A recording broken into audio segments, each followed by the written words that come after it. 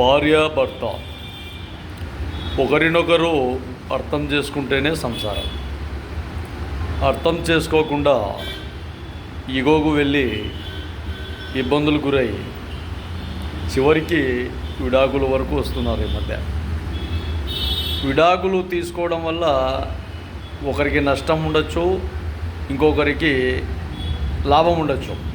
కానీ జీవితంలో దాదాపు 85% సమాజంలో పూర్తిగా ఇబ్బందులకు గురయ్యే ఒక విధానాన్ని పూర్తిగా కోల్పోతారు.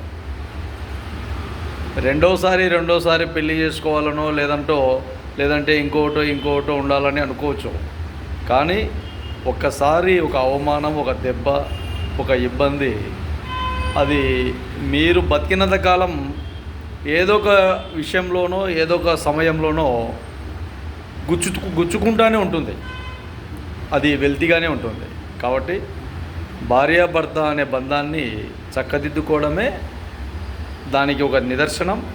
ఇంకో వ్యక్తులకు కూడా అభిప్రాయం, మంచి ఆలోచన విధానం. కాబట్టి బాగుండండి.